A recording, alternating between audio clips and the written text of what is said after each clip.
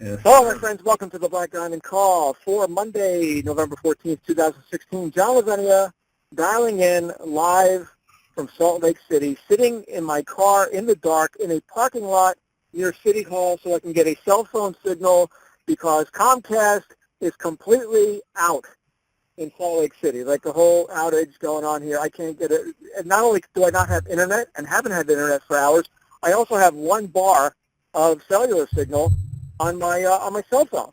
Thank you, AT&T. So I am sitting down here by City Hall where there's apparently a cell tower around here somewhere, so I can host this call sitting in my car in the dark in a police station parking lot. So I am so glad to be here with everybody tonight, despite my conditions. Hey, we'll make do with what we have. We're entrepreneurs, right? That's what we do. We make do with what we have. I do want to welcome everyone who's joining us live, as well as people who are going to be hearing this on the recording.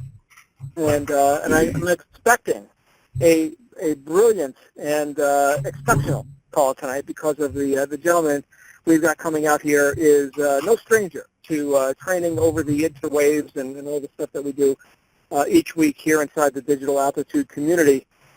And before I bring him out, though, I will give you our usual disclaimers, especially for our brand new people, because I know we've got a lot of brand new people joining, and this may be your first ever Black Diamond call. So we never know.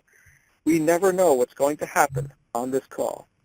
Might be something really calm and mild and, very nice and instructive. Might be some people bouncing off the wall, screaming and yelling. I've been known to do that from time to time. But the point is on this call, you're going to be learning from people, not only myself, but a different co-host each week who has gotten to the top of their game, right? Hence the title Black Diamond, right? This is the top expert level stuff.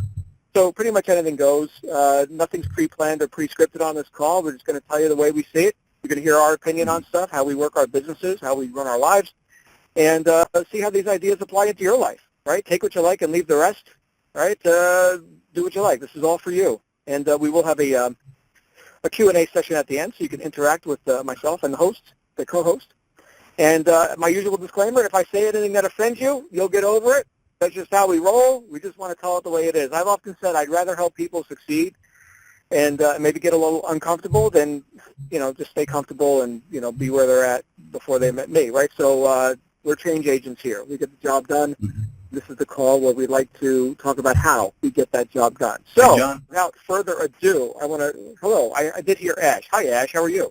Yeah, I just wanted to make sure because you were Skyping me saying that you didn't see me in a conference. So go ahead. Sorry. Yeah, that was minutes and minutes ago, man. That was you're all good. Hey, guess who our host is, everybody? Can you guess? Oh, it's Ash Alley. You're right. Hey, Ash, before I bring you out here, everybody pretend you didn't hear that. Okay, I'm going to tell you about an entrepreneur guy who's a pretty cool guy, right? His name is Ash Alley. And when I got started here, I was invited to come in to Digital Altitude and participate, coaching some people, here that are going through the Aspire steps. I was like, yeah, that sounds really great. What a big operation you got going on here. Okay, I'll check that out. And hey, John, can you set up this, this community training call series? You've done this stuff for years. You know how to do all this, gathering people every day, every week on like Monday nights. You do these calls and can you bring that to Digital Altitude? And I said, you know what? Yes. The answer is yes. This is a big thing. There's a lot of purpose behind what we're doing here with Digital Altitude, and that purpose existed before I got here. And also, somebody existed before I got here named Ash Ali, and he was holding down the fort, hosting calls. I don't recall what those calls were titled. I think it was the Daily Aspire Daily. I think it was the Aspire Daily call. Yeah. And this guy Ash would come out and single-handedly, man, he was doing it. Called power-up calls. Delivering the goods. He was out there and just taking care of business. And of course, this was before the whole DA live call platform was put in place. And I was listening to some of his stuff. I'm like, this guy is a student. He's a student of personal growth, and he's a student of personal growth as it relates to entrepreneurship. And my friends, that is our topic for this evening. Is entrepreneurship and the why behind entrepreneurship. Because let's face it, not everybody's an entrepreneur. That doesn't mean not everybody's got an ego. Certainly people can walk around and think they're hot stuff. But I'll tell you what, as long as I walked around thinking I was hot stuff while I was still working a job, answering to a boss or to a corporate agenda, I wasn't as hot as I could have been, right? And it got to the point for me where I had As some people know who've heard my story, I had a stress-induced health condition, landed me in the hospital. I was working nonstop, 80 hours a week. I was getting my pay cut 3 times a year. I was miserable. Now, that's me. Some people, hey, let's go work a job. Hey, please don't make me think. I just want to be told what to do. I'm going to do just enough to not get fired, right? Give me my paycheck. And, hey, after all, all my friends are broke too, right? And this life of concession that I wrote about at length in my first book, the life of concession, that just wasn't for me. And I would venture that since everyone who's listening to this is on this call right now and listening to this, that's not for you either.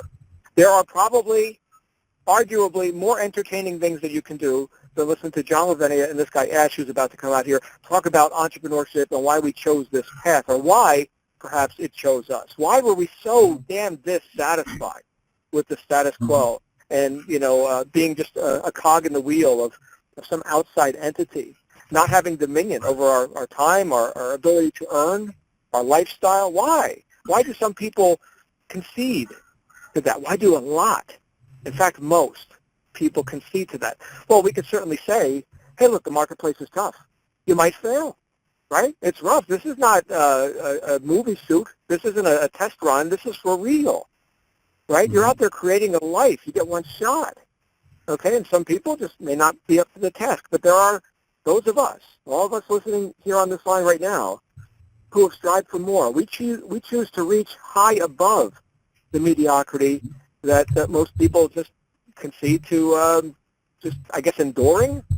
Well, I could endure it no longer. And when I found the top-tier direct sales space that we obviously all play in here within Digital Altitude and beyond, right? Top-tier direct sales is alive and well.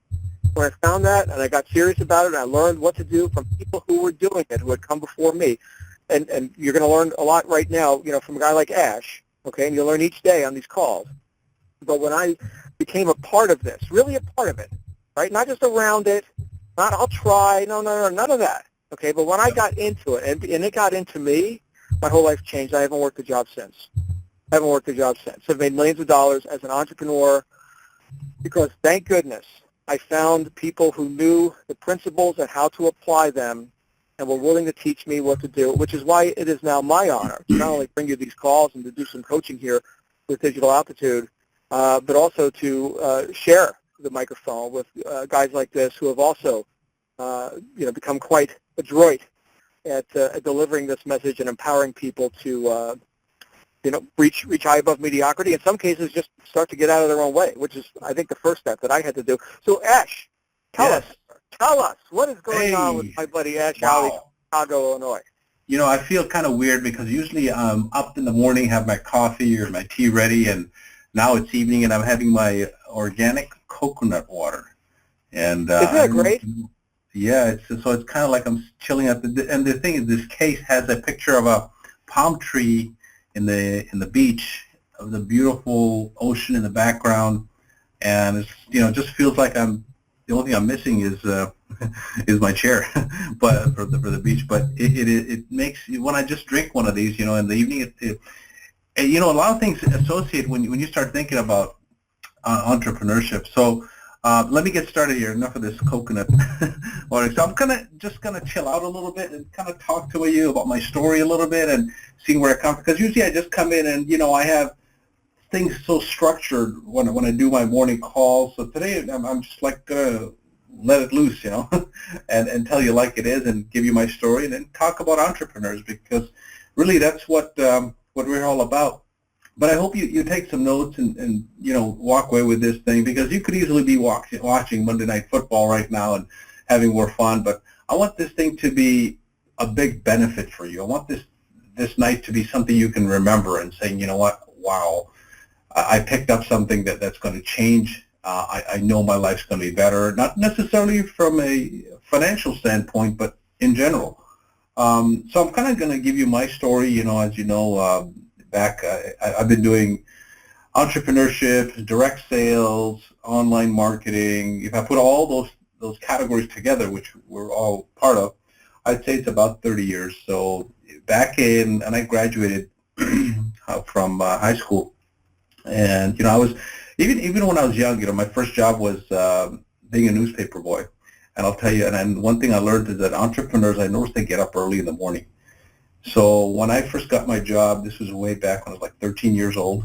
I was a newspaper boy, and this is taking you back. And if I tell you the year that I started that, it'll give away my age, and you'll see that not really a young guy anymore. But yeah, this was back in the 70s, and coming home from school and then doing my homework, and then I knew that next morning I had to get up at 5 and have my paper routes delivered by 6. And it took about 40 minutes roughly to do my 43 papers. I remember to this day that it was 43 papers I delivered every morning. And I timed it, and I said, you know what, it's for every paper I delivered, it was like 1 minute per shot. So and how I got it to doing it so quickly was I chose a residential building. So they gave me a route. I said I want to be inside because I lived in Montreal, and you know how cold it is in December there. And the entrepreneur said, you know what? Even though when they hired me, they said, listen, there's nobody that's going to supervise you, but you have to think this as if this is your own little business. And the fact of the matter, you'll know this is because the tips you'll get will tell you how good of a newspaper boy you'll be. So when I learned that, I said, and I wake up in the morning, I says, if the papers are not there on time, your tips are going to go down. And really didn't make much money. We didn't make much money just on delivering the number of newspapers. It was like a few cents a paper. I don't forget how much it was. But the tips was, I'd say, about more than half my income. And as you know, entrepreneurs, and I learned this a long time ago, like to get paid on production. In other words, they want to get paid on results. They don't want to get paid on salary, something that's structured, and no matter how hard or how light you work, you're always going to get paid so much. So from that day on, when I learned about delivering newspapers, I say, you know what, even though I'll give me as many routes as I can, but I started to focus on customer service. That was my first lesson about entrepreneurship, is customer service. So when I would go out every Saturday to collect money, because every week we do this, I had to look my best. Even 13, 14-year-old, you don't have a suit on, but you're a newspaper boy, and you'd knock on the doors and collect their money, and that was my first door-to-door. Not necessarily, and that's one thing you like about, you want to go to door-to-door and make 100% commission all the time on every one, is be a newspaper boy, because every door you knock that they open, they owe you money. You don't have to sell them anything because you've already done the work.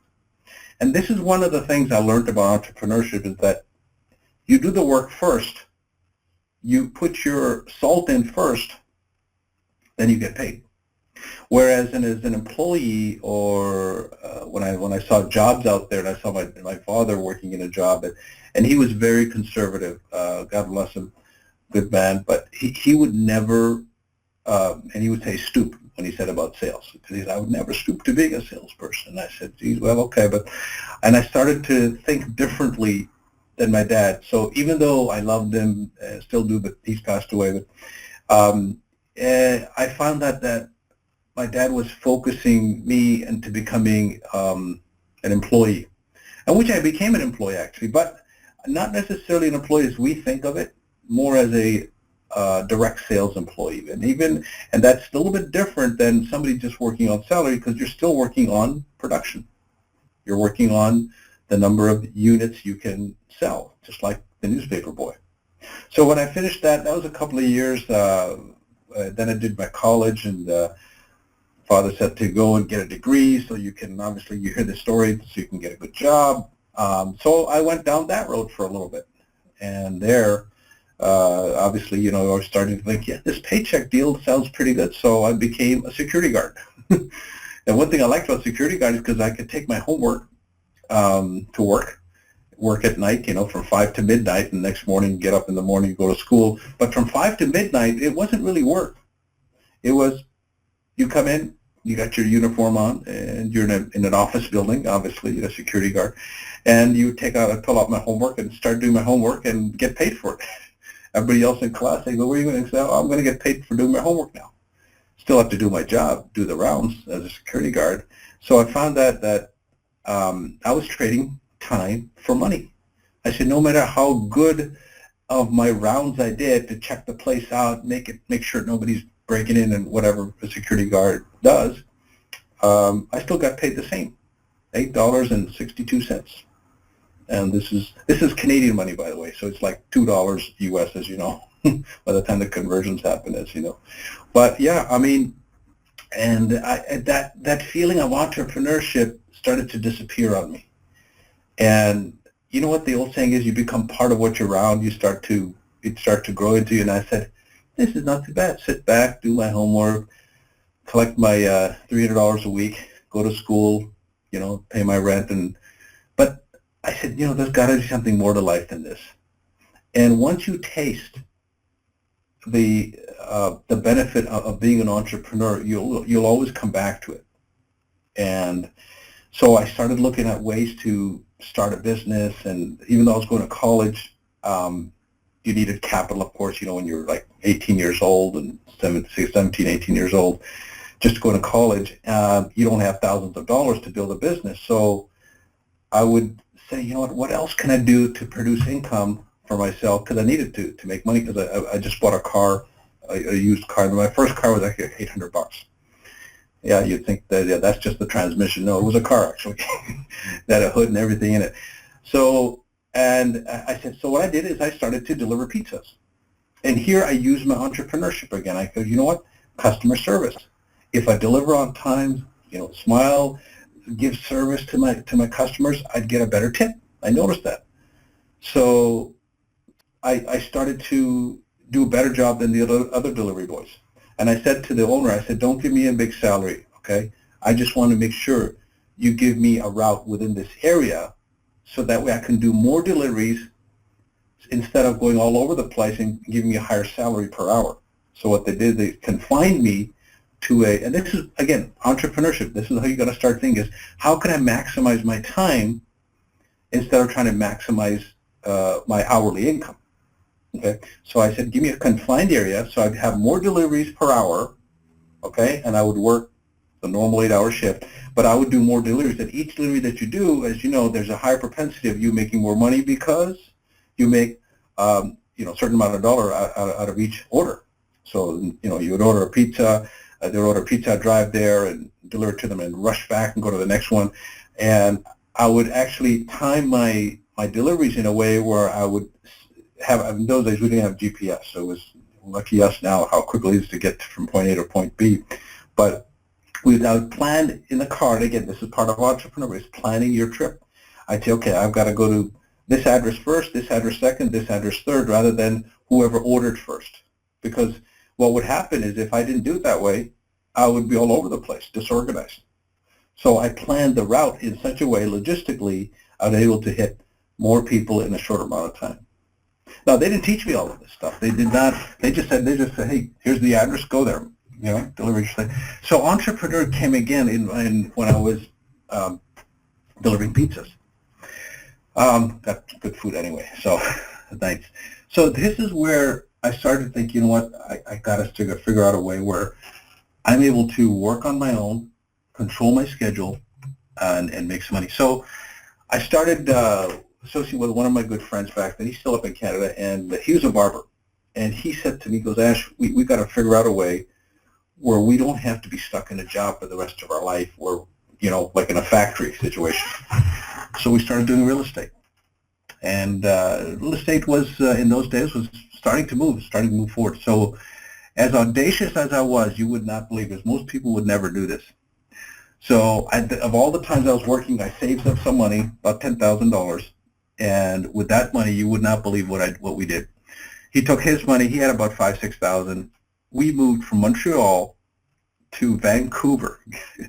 That's what entrepreneurs do, and that's actually the second trip. Let me step back. We actually found a real estate opportunity in California. Now we're in Montreal. I'm about 23 years old. He's 21, and we both are thinking, okay. So we went to this real estate seminar, and back in those days, you probably heard of those knocking down seminars, and I went there, and so did he.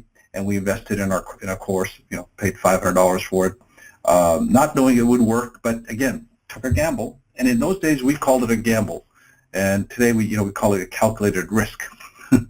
So we got hyped up. We got excited about this person in California. So we drove all the way from Montreal. Get this, we drove from Montreal to California on a spur's notice. We didn't plan. We just said, hey, there's an opportunity in California. Real estate is booming.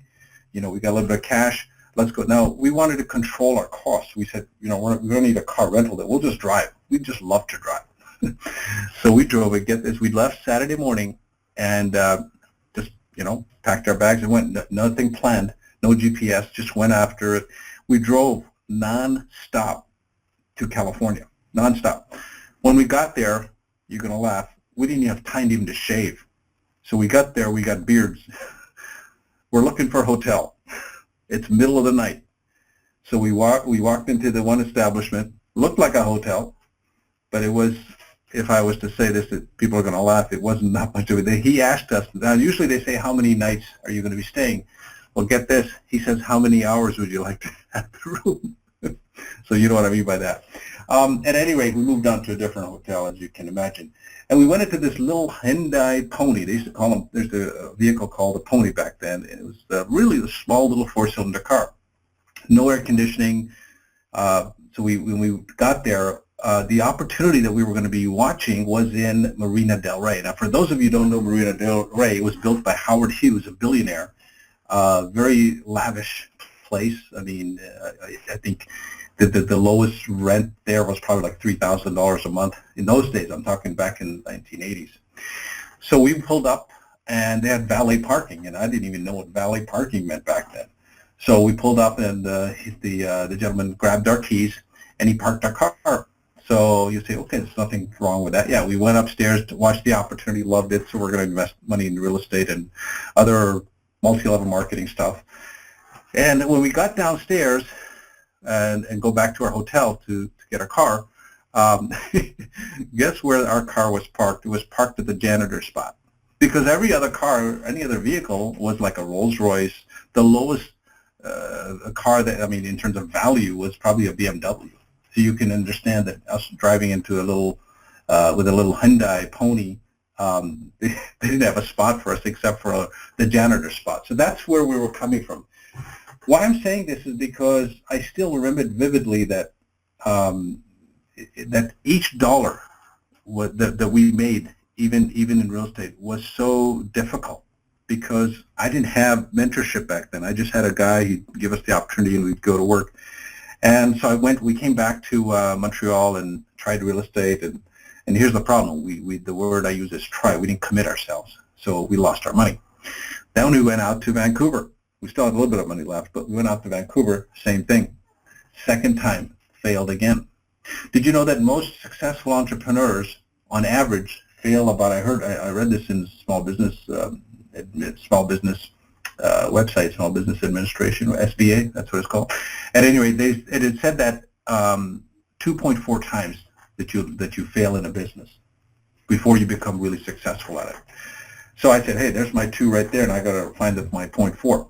So kept at it, looked at other opportunities, and then I found that, you know what, one of the best ways to start making money, because I didn't have all my money was gone now, so I'd lost, like in those days, about $10,000, which today would be equivalent to like close to $50,000, I guess, depending on the inflation.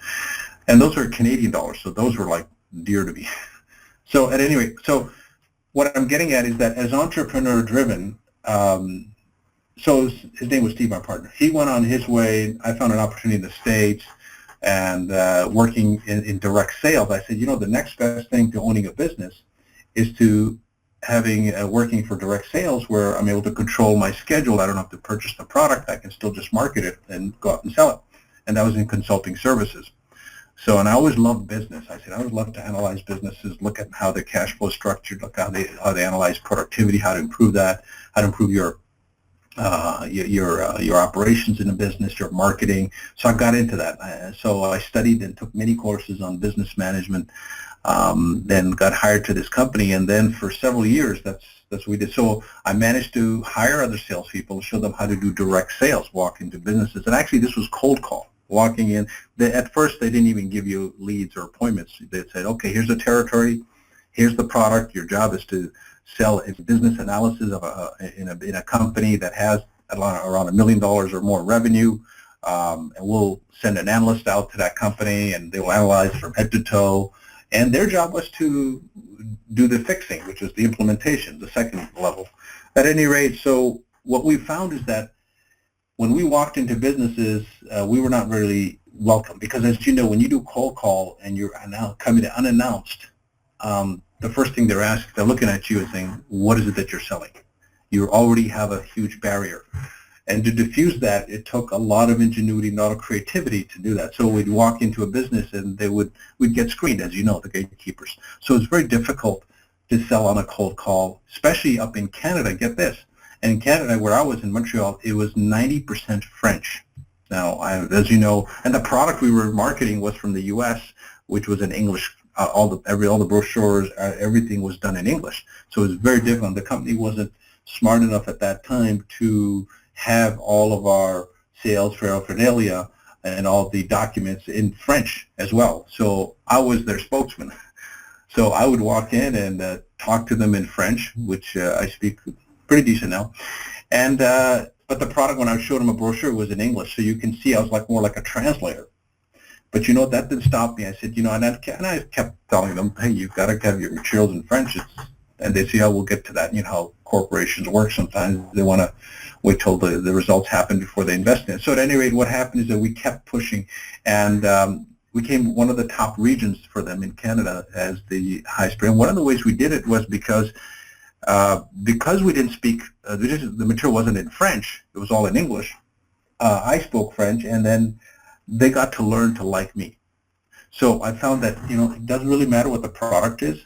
It's the way they perceived me walking in the door, how I was focused on their interest. What's in it for them? So, and I learned about this radio station. It's called WFI, What's in it for me? WF, John, you can help me out here. I forget, what is it called there? What's in it for me? Anyway, those are the initials. WFIM. What's in it for me? So I found out that when you focus on other people's interest, what they're looking at, what they want, what their desires are, what their pain is, what they want to get out of life, when you focus on that and look at it from their perspective, it's very easy to expand on that, to expand on why they're looking for certain things. And this is where my first real sales, I'd say, sales job really came, when I finally figured out that, there you go, 92.6 WIIFM. Thanks, John. All right. So that's the station that I kept. What is in the client's, what is in the customer, what is in your prospect's best interest? That has to be your priority, because if you focus on anything else as a priority, you're gone. I mean, you're not going to be successful long term. You may be successful in short term, but some people say that is something that I look at, but it's not my priority. That has to be your priority long term. That's how you build a reputation. I figured that out. So became one of the top producers there in Canada. This was back in 1989. Then I found another company, one of the competitors, okay, that were doing even better. And obviously, you know, as when you're a top producer, you always look for better ways to make even more money. So they actually reached out to me, and then they said, hey, we want to talk to you. Come on down to Chicago. And that's when I flew down and looked at their arrangements, how they were set up and everything, and I liked it. And I saw that they were actually charging more money for their customers, but they would deliver more. So it wasn't cheap, their consulting service. It was actually about 30% more expensive. When I looked at it, I go, geez, it's already, you know, and I know the customer would tell me, oh, how does it cost so much? Why, you know, I don't have that kind of money. But then when the owner explained it to me, and he said, Ash, it's not what the price of the product is. It's the result that we deliver for the client. And those words stuck to my head. It says, it's not what the price of the product is, it's what the results we deliver to the client. And if the results we deliver to the client outweighs it by at least threefold, if you think we can help the client by them investing in us by at least 3 times whatever they invest, so that in other words they get back $3 for every dollar they invest in us, then you're entitled to let them have it. If you don't think we can do that, then I would recommend you don't take that contract. with those words, I said, okay, I can see now who wouldn't want to invest 3-to-1 return on their money. But I had to know the product. So I got to learn about how the product works, how the arrangements were made, and that level of feeling of helping somebody when they see the results really stuck out. I said, satisfaction is critical. And then nowadays, it's not just nice loyalty now. Even. I mean, as an entrepreneur, you have to become even more loyal into helping other people. And I see this over the years, after all these years working in direct sales, and helping out small business owners, how to maximize their productivity, how to maximize their profits, how to improve their cash flow. You take a look at any conventional business out there. What happens is we figured out that most entrepreneurs that build a business, even an online business or even an offline business, I'll take an example of offline business. An entrepreneur is, let's say, working in a contracting business, construction. I could use that as an example. And this is what we used to figure out, that this is how most of our clients are created. They work for somebody else. They see that the owner is making a lot of money, and the employee that has the entrepreneur mindset is working so hard. They're working 80 hours a week, just as hard as the owner, but their paycheck is limited. The entrepreneur, the owner of that business, is making more money. So when they saw that, guess what they did? They pulled away, started their own business. They hired a series of employees to work for them, but guess what? They didn't have the knowledge of how to manage a business, how to manage cash flow, how to look at your spreadsheets and figuring out where your true costs are, where your inventory is, how to capitalize on productivity of your employees. They didn't know all of this stuff. So they would try to manage and run a company using their technical expertise. For example, electrical contractor.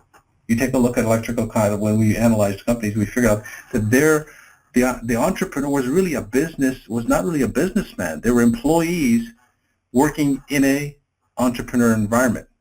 And when we walk in, we'd say, you know what? You're wearing like 10 different hats. You're the owner, and just like when you come into this business, you might be a plumber, you might be a doctor. Whatever profession you're doing, you're shifting your hat into an entrepreneur, and this is what an entrepreneur looks for, the true entrepreneurs, like the Bill Gates of the world, and I might even say Donald Trump, which is a very popular name these days. They don't get involved in the technical aspects of the business. They get involved in the big picture. They're focusing on the top line, revenue. And number two, they're focusing on is profitability.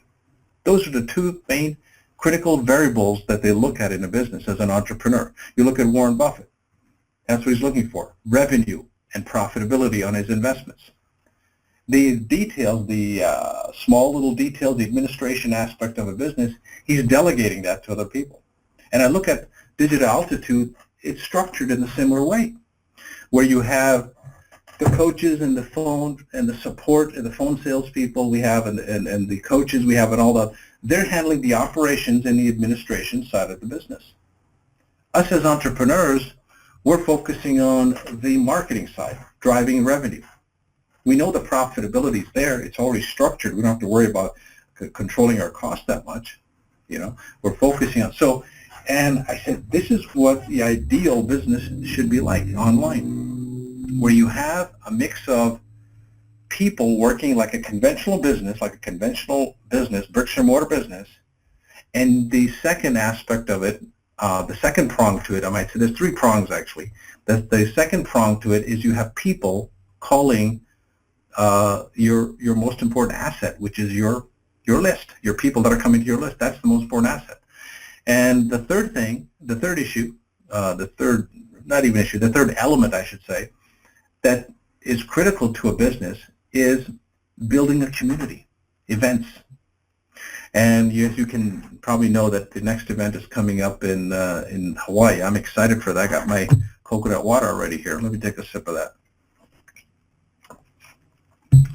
And that's exciting when you have a company that you're working with, not for, you're working with. That's what an entrepreneur thinks. And they have, see, if you were in your business by yourself, all alone, you were on the internet, you had your product, let's say you made a book you were going to market, or a webinar you put together, or a course you made, and you're going to do it all by yourself. Think about it, how difficult that would be. You'd have to do all the copywriting, do all the website design, hire a website designer, pay them $2,000-3,000 to set up your website. That's what it typically takes, by the way. Just one page, maybe not one page, but a complete website. So you'd probably need 2 or 3 websites because you want to, multiply and diversify yourself. The cost would be astronomical. So we have that here, all in one platform. And that's what makes this business so powerful. That is why we broke all records on the internet. That's what I see here. It's like $10 million a month, and we've barely been in business for 1 year. So when we have those 3 ingredients that I just mentioned in one place, this is why entrepreneurs see this, and they see that, hey, I'm in business for myself, but not by myself. So I'm not just marketing a product on the internet. That is why the investment has to be high to get in. I mean, not high. I would say actually it's pretty cheap, because if you compare the results that you get out of this, it's not that high. If you compare to, let's say, when I looked at this, I go, franchising is pretty expensive. And this is what this is, somewhat like a franchise. And I looked at it and I said, the franchise costs $250,000. My brother-in-law has a franchise up in Canada. It costs $250,000 to get in. Yoga Juice, it's called. And to this day, he still works full-time. I mean, maybe not as full-time as he used to, but still, he's still somewhat trading time for money, even though he owns an asset. So it's a little bit better than just a job, obviously. But what I'm getting at is that the cost, or I shouldn't say cost, I'd say the investment, when you look at this, is small compared to the benefit that you would gain when you start building with it. So when I saw this, and this is where I started to think that, hey, you know what, this is where people can come in, have a face and a voice to talk to, okay, not just a voice, but a face, because we actually connect in this business. And when a business and somebody connects with you like a partner rather than just as an associate, it's got to work, because they have their skin in the game. Guess what their skin is all about? It's time. And as entrepreneurs, when we jump into this thing, our skin in the game is money. But if you look at it, you know who really is the winner? The person who's investing the money. Here's why.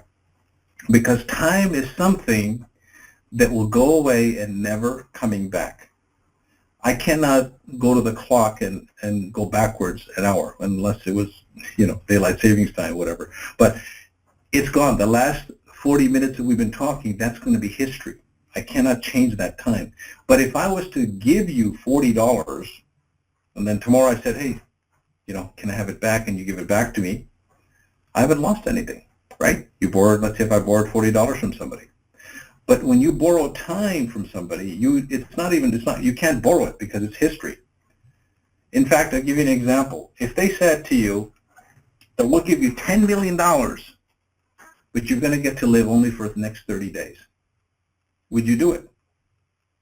No. Your life's worth more than 10, even for 1 month. So they say, okay, we'll let you live for 6 months, but we'll give you $20 million. Would you do it? The answer is still no. So there you go. So what that's telling you is that time is much more expensive than money. So when you invest in a business, look at the time savings that a system will save you versus.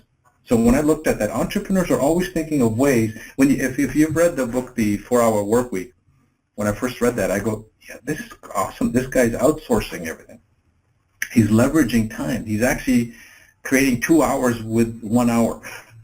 He's creating 2 hours. How? Because he's having 2 people work on driving revenue in his business. So that's what entrepreneurs, they look at ways where they can duplicate their efforts, not by themselves, but by other people. And here's a quote I'd like to read to you.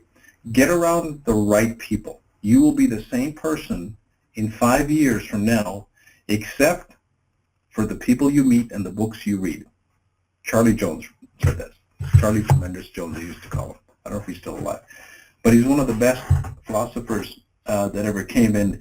He talked about that when you start associating, when you start listening to stuff like this, when you start reading good stuff every day, your life, you start to change. People look at you and go, this guy's sharp. And you'll be thinking on your feet like this, and you'll come up with one-liners. And people, I think your financial and your, not just your financial, but your mental IQ will go up. And they go, man, this guy's sharp. where do I come up with all these one-line? It's because we read, and just like John and all the top people, they read a lot of good books. We're never short for words whenever we're in a surrounding of people. You notice some people can talk, but they just talk. They have no substance in their speech. That's how you get substance.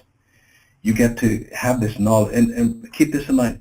It doesn't cost much to get a book or to get something. It's $4 or $5. In fact, today, guess what? Did you know that there's one card that most Americans and Canadians don't keep in their library? I mean, in their wallet. I just said the word. Is the library card. It's probably the most valuable credit card you can have. I call it a credit card because you borrow books and CDs and any kind of stuff you can get from the library, and it's free, and yet we don't carry it. Okay, so if there's one thing you're going to get out of this message is get yourself a library card. It's free, and start visiting the library. Go in and get books. Just pull them out, even if you don't read the whole book. Get it, keep it next to you. You'll see automatically you start reading some pages, and what's going to happen? Your financial IQ is going to go up. Now, make sure you're getting good books, not something that will waste your time, leading a romance or a love story or something. Something that pertains to business, something that pertains to entrepreneurship, okay? Next time when we talk, I can give you a list of the books that I would recommend, but don't have much time for that. So, entrepreneurship. So just to kind of wrap things up, I hope you got something out of this. Entrepreneurs are people that they're a little bit weird. Okay, and I've been known, people tell me that I try to go the other way where most people go in one way, but I still evaluate what they're saying. They have some truth in that. Like when you go see a line, entrepreneurs might say, if I see a big line, I go the other way. Well, wait a minute. Is there a way to cut in that line? That's what I'm thinking, because maybe there's something good they're offering. So you always have to look at opportunities. And this shouldn't be the only opportunity you should be looking at. Not unless you're already making a lot of money, then you should be looking at ways where you can maximize your income from other ways on the internet. Okay, now talk to your coach about that first, by the way, if you're going through the coaches. So with that said, I think I covered pretty much what I know about entrepreneurs. So like I said, I didn't have anything structured. I just wanted to kind of talk to you about my story and why I'm here and what makes this business work so well. Oh yeah, the other thing I wanted to mention is that when I was in Cancun last June, I noticed that Michael Force was up in the speech he did there, and one thing that really connected, that riveted in my mind, he said, he's here to make digital altitude for the next 20 years. Okay? And then I privately talked to him about it too, and he said, that's true. I mean, he's looking at this in the next 20 years. We're not going anywhere, and that's why you should look at this business. That the people who come in, and the people who come in down 20 years will still have a good opportunity. However, it'll be different. Obviously, there's more products. I'm sure things will be changed and upgraded and all that.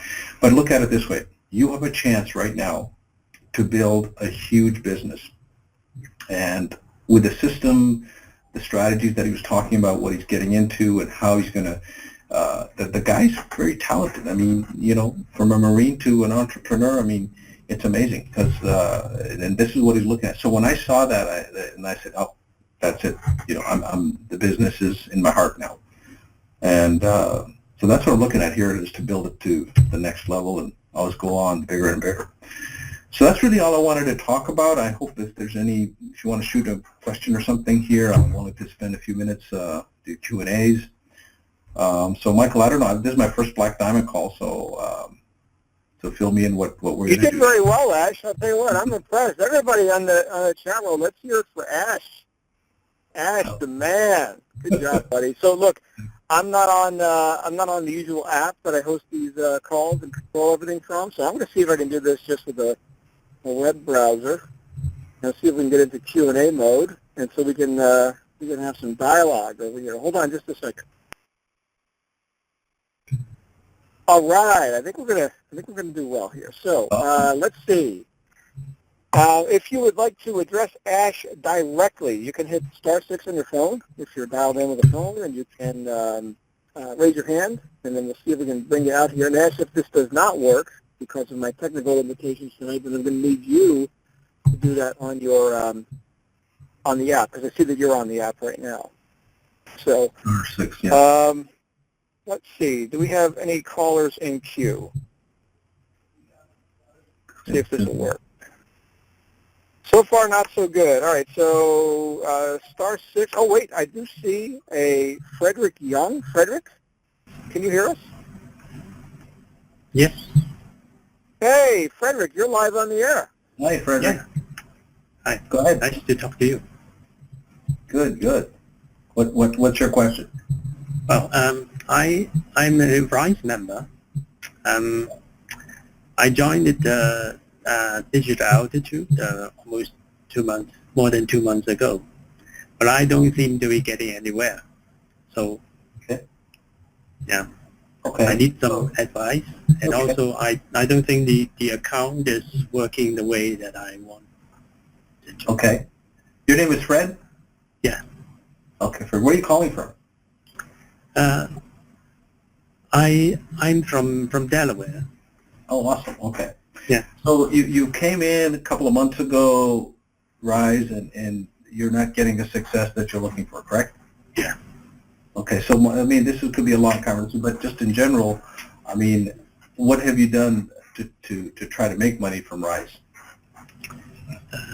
I signed up for Get Response. And what have you done so far? Like, have you tried to market? Have you talked to your coaches? I mean, what have you done so far? Have you completed step 18? Yes, Okay. I did. Okay. And But did you? the problem is my coach expect me to get up to peak or ascend. I didn't do it, and Okay. All right. he Now, just gave me up. right. And all as coaches we can do is recommend. Is like John Yeah. says, you know what? Yeah. Our goal is to help you position first and then drive traffic. However, if you and let me ask you a question: if it wasn't for the money, would you be at peak?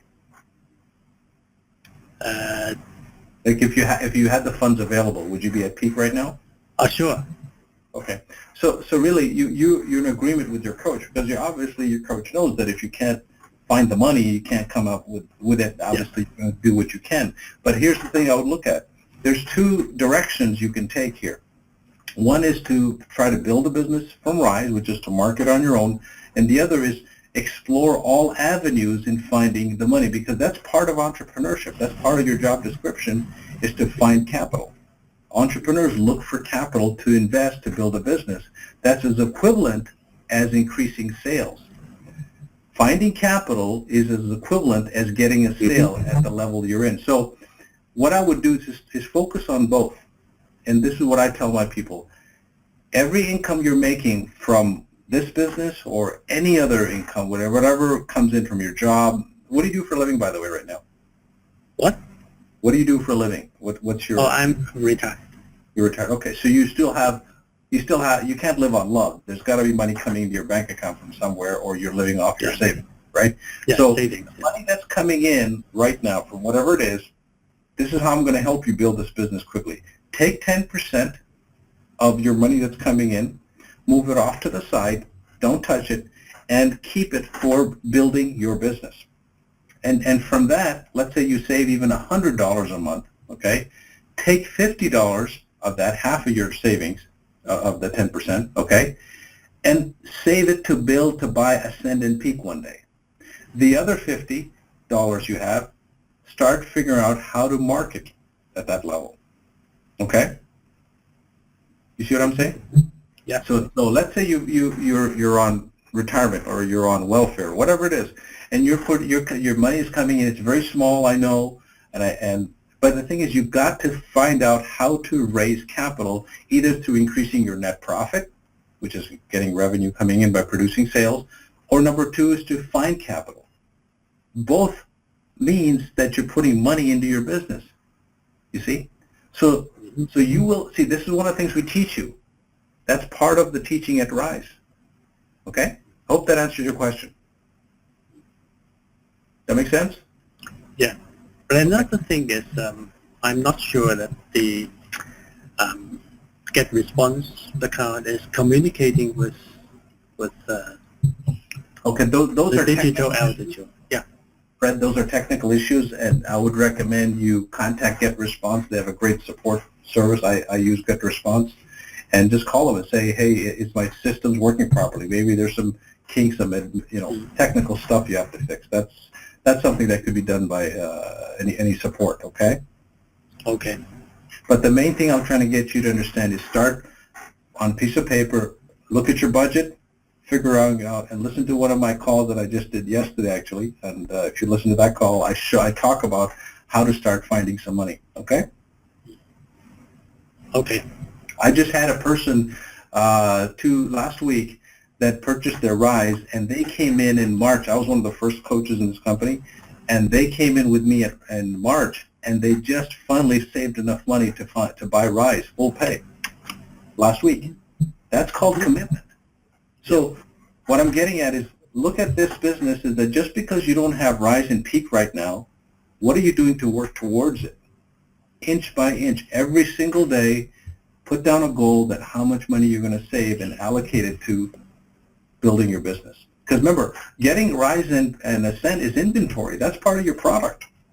It's like if you have a store, and in your store you have low-cost jewelry, and then somebody walks in your store and says, hey, I'd like to buy a $5,000 diamond ring, and you're only carrying $100 rings. They're going to say, okay, bye-bye. So you lost a business. So what you're doing every day is finding ways to have that higher level inventory in your store. Okay? All right, let's move on. Okay. Thank you, sir. Thank you. Okay. All right. And who's our next caller? Looks like Hello, Juma from Jungle. Yeah. How are you guys? Thank you for giving me the opportunity. Yeah, I joined Diesel Altitude less than a month ago. Yeah, and I'm already on a rise.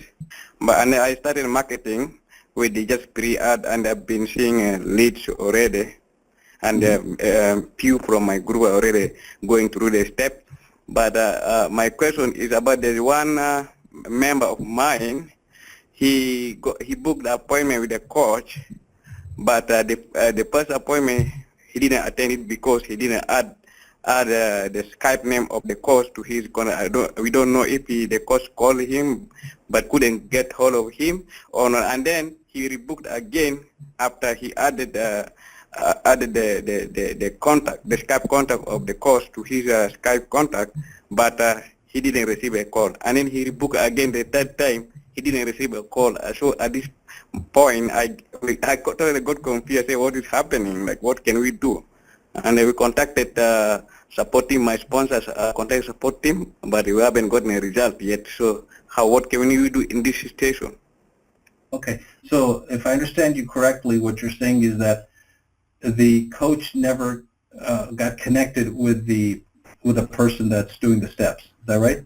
Yeah, the first one, yeah, he wasn't connected because he wasn't added. His Skype name was not added on my member's Skype contact name. But and then after I told my member to add the Skype name of the course to his Skype contact list, then he booked. But again, after rebooking, the course didn't call.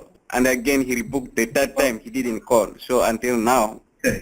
Okay, but sir, here's the thing. I'm hearing your side of the story, and there could have been a misunderstanding, or maybe something happened in our system that didn't see the appointment, or he may have had an emergency. I have no idea. Maybe, yeah. Just be persistent in contacting them. Call them on their cell phone. I'm sure that's there. Okay. Or contact support again. That's all you got to do is, and I'm sure they're going to get connected with you. I've had that happen one time where it was misconstrued. They might have booked it at a certain time zone that they thought they were in the Pacific, and actually they were in the East Coast, and there could have been a misunderstanding. So just try it again. Yeah, with mine, everything went really smoothly. I didn't miss any call like that. And with the other teams, everything is going well. I have already 6 people who are going through the step. Everything is going well, but with this guy, yeah, that's what happened. Welcome to being an entrepreneur. Things like that will happen, and worse. Okay, thanks. You just gotta be persistent. That's one of the things I teach is being persistent, because every adversity you face has an equal opportunity to gain benefit from that. Okay, so Okay. just because they missed the appointment doesn't mean, oh, well, I guess this is not for me. You know, you have to look at it from a perspective that's part of the Another question about ads. Like I've been receiving a lot of offers from other companies like Solo Ad, and I'm afraid like taking their offers. So right now I'm just using my marketing strategies for now until I know really which paid ads are good for me, so I can set. So is it okay for me to take those online offers that people contact Well, me? here's how I do it. I'm not going to answer whether you should or not because I'm not a traffic coach. But what I did, and I still do, is whenever I choose a solo ad vendor, I ask them a few questions, like how is their list, how fresh is this, for example. In fact, Okay. and then I'm sorry you didn't, but one of the speakers that we had a couple of weeks ago in Vegas, and they gave us a list of questions of what kind of questions you should ask a solo ad vendor. And here's a couple I'll give you right now, is that I always ask, how fresh is your list, and what type of people are on your list? Are there income opportunity seekers? Are they MLM seekers? Are there people who want to lose weight? So make sure you find out what type of people are on that list, okay? Okay. And always and look at their testimonials. That's one of the best ways to find out. Check out their testimonials, okay? Okay. Good. Thank you very much. You're welcome, sir. I wish you the best. Yeah. So let's wrap it up. I've got it's almost to the hour. So a couple of more questions, John. What do you think? Yeah, I think we've got somebody else live on the line. I believe Alberta. All right. Sean from Edmonton, Alberta, Canada. It's more of a statement versus a question. I'm brand new to this digital altitude. I'm so fired up. I'm just going to say this to all the people that aren't situated properly. If you have a 750 beacon score, there's no reason why you can't find the resources to help you build your business. And I know it's getting out of your comfort zone, but my business partner, we work together. Yep. He helped me with his credit, and I helped him with my entrepreneurial mindset. Do I know all the whys? My why is my driving force and the fuel in this jet to make it happen. We went from zero debt to $100,000+ in unsecured debt that we went and utilized other people's money with the bank to make this happen so we can get situated at peak. Wow. So I share this with people. When you get uncomfortable and what good is having a credit score of 750+ if you're not going to use it and create wealth for your family? Exactly. What's your name? Sean Harvey from Edmonton, Alberta. I'm from Canada too, so I know what you're saying up there. Awesome. And those are Canadian dollars, which is a little more expensive than the U.S., as you know. It is, but here's the best part. You got to get a boatload of freaking points on your credit card, so it don't matter anyways. You can take that trip and travel. So it's when you get uncomfortable and you do what other people are not willing to do to get that debt between 3 or 4 or 5 different institutions or whatever you have available down in the United States, your life will never be the same. You'll never have to worry about money again. Yeah. All right. What did you? Were you a business owner before you came here? I was a financial advisor, actually, and I just left the offline world to come to the online world because they didn't want us to promote online for compliance reasons because they really want to control you and keep you locked up in a cage. Mm-hmm. Yeah. So I just use my entrepreneurial from that to just say, you know what? If the why is big enough, who cares about the how or the what? It's the why is the most important thing. And I said to my business partner, this is do or die. Yep. He says, what if? I said, I don't live my life on what if. My why is my driving force. I literally proved to him in a matter of 60 days so we can get situated at least peak. And we went and utilized other people's money with the bank. Yep. And then we're starting to drive traffic. I just started driving traffic yesterday, 2,000 clicks. We're going to go make a boatload of money and help a lot of people. That's the attitude, Sean. Way to go. Well, there you have it, folks. You see that?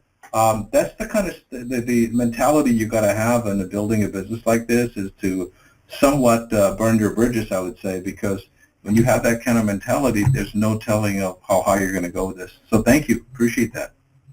No problem. Thank you. Thanks for allowing me to share. Awesome. Yeah, way to go. All right, who's next? Let's see if we have one more, and if so, we will take whoever's next on the line. Is there anybody else there? Again, I can't see everything I can normally see on these calls. Yeah, I'm George Burglar. I'm over here in Arizona. I'm sorry, what's your name? George Burglar. Morris Burglar?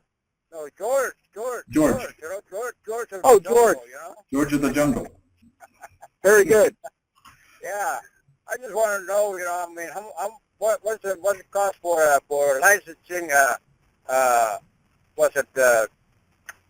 Michael Ford's business, you know, in order to get into it? What does it cost to licensing the business, your question is? Yeah.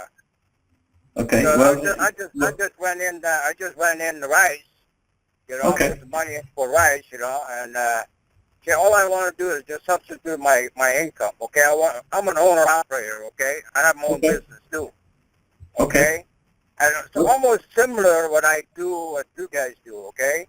I mean, I go to brokers give me a load, I tie it down on my trailer, and they give me the money, half of my money goes to my fuel, and when I deliver it, you know, I get the rest of the money. You know Okay. what I'm saying? So, absolutely. So So- what step are you on, by the way? I'm right now, my coach, I'm number 12, step 12. Okay. But I just So- went through the rice, you know, and I don't want to sell the product, okay? I don't want to start another business myself, you know what I'm I saying? agree. I just I agree. the hardest part as an owner-operator is the driving. Yeah, You know what I'm it's saying? trying to get sales. I know that's the toughest part in any business. Oh yeah, I know that, you know, but I mean, you know, what he was saying, Michael Ford, you know, I was listening to his video. You can what do you say about promote the company, you know? What's it called? So George, let me ask you this question, okay? So you're looking to, your question was that what does it cost to get licensed DA's products? Yeah. Okay, so you should talk to your coach about that. But if I had a Yeah, student, he told me not to worry about it. right? Because it depends on how much profit you want to make per sale.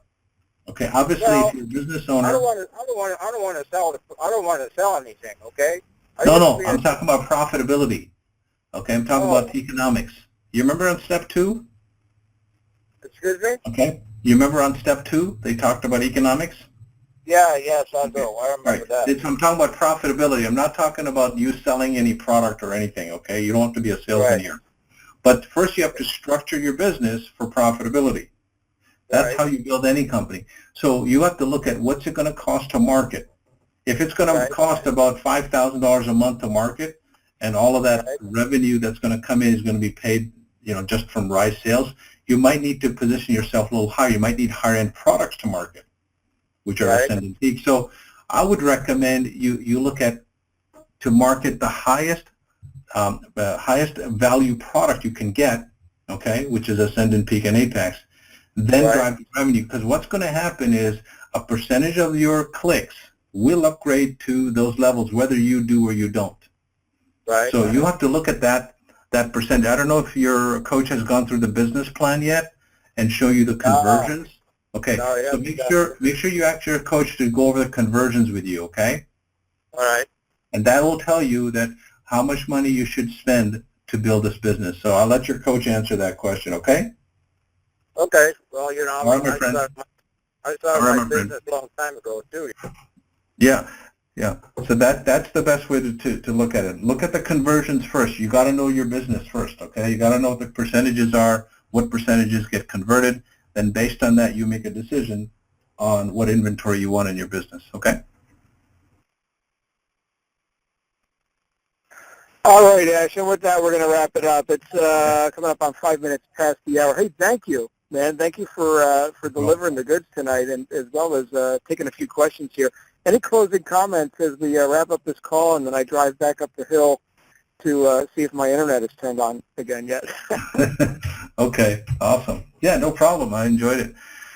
Okay, my friend, drive safe. So I'll talk to you again next Monday. Absolutely, everybody. Join us again, of course, every Monday, usually every Monday. Ash is out there on the wake-up calls. And, of course, join us on the wake-up call in the morning with Tatiana. I will be out there with her. We're going to have a great time. Ash, as always, thank you for your service, everything you do here with the Digital Altitude community. And we'll see everybody next time on the Black Diamond. Have a great night, everybody. Bye for now. Bye-bye.